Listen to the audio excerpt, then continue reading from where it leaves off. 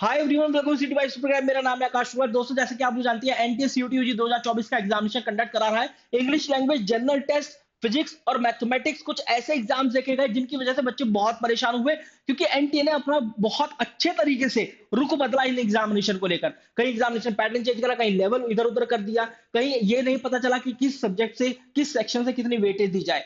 तो आप लोग, बहुत सारे ऐसे बच्चे हैं जो कि एग्जाम को अच्छा नहीं कर पाए। लेकिन मैं एक बात यहां पर बता दे रहा हूं कि सीयूटी यूजी 2024 वाले बच्चों के लिए सभी के मार्क्स इंक्रीज होने वाले हैं। किन सब्जेक्ट के मार्क्स इंक्रीज होंगे होंगे और किस क्यों, इनके पीछे रीजन क्या है, किस वजह से इंक्रीज होंगे, उसके बारे में भी बताऊंगा। जैसे कि आप लोगों को पता होगा कि जैसे ही नोटिफिकेशन आया था 14 तारीख को, मतलब 15 तारीख को एग्जामिनेशन शेड्यूल था और 14 तारीख को हमारे पास नोटिफिकेशन था कि वो एग्जाम जो 15 मई को प्लान होना था दिल्ली में, because of some unavoidable reason, तो ये एग्जामिनेशन अब मई 29 को होगा।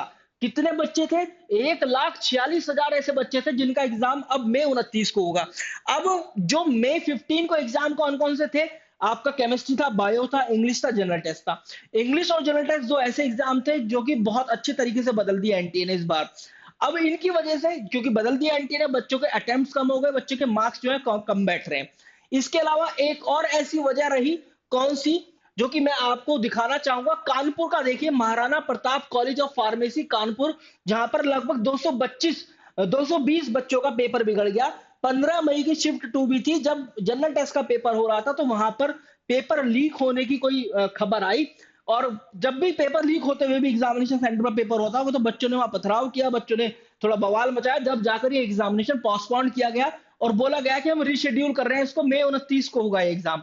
अब मई 29 को वो जो 1 लाख कुछ बच्चे मैंने आपको दिखाए हैं यहाँ पर, ये रही वो बच्चे जो कि 1,46,000 बच्चे दिखाए हैं, और ये 220 बच्चे, इनका एग्जामिनेशन फिर से रिकंडक्ट हो रहा है। और ये जो 1,46,000 बच्चे हैं, ये इंग्लिश भी लिखेंगे, जनरल टेस्ट भी लिखेंगे और केमिस्ट्री भी लिखेंगे, बायोलॉजी भी लिखेंगे। और वो जो बच्चे हैं 220 बच्चे, वो केवल जनरल टेस्ट लिखेंगे।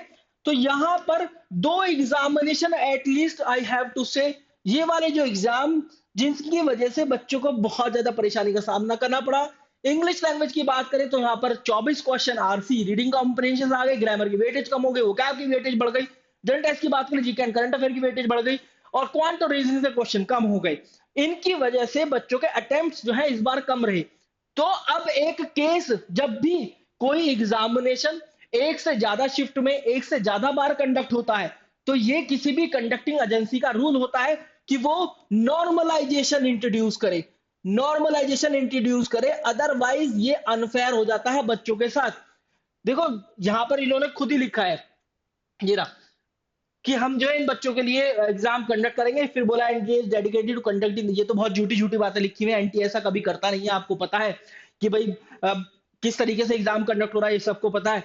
कहीं फिर वो लिखा हुआ, हम दुबई दुबई एग्जाम कंडक्ट करा रहे हैं, मतलब हम विदेशों में कंडक्ट करा रहे हैं, यहाँ पर तो इन पर ठीक से एग्जाम हो नहीं रहा है, सक्सेसफुली कंडक्ट, ये सब झूठी बातें। यहाँ पर इन्होंने जो लिखा हुआ है कानपुर वाली बात, कि भैया जनरल टेस्ट का एग्जाम वापस से रिकंडक्ट होगा।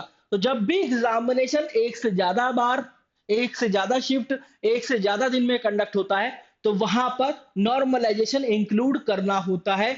अदरवाइज ये अनफेयर हो जाएगा उन सब बच्चों के साथ जो कि इंग्लिश और जनरल टेस्ट का पेपर दे चुके हैं 15 तारीख को।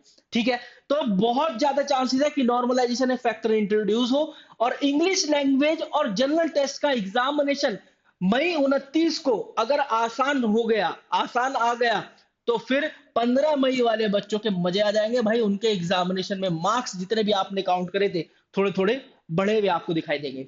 तो ये मुझे बताना था इस वीडियो के माध्यम से। This was very good news for you guys. Thank you very much.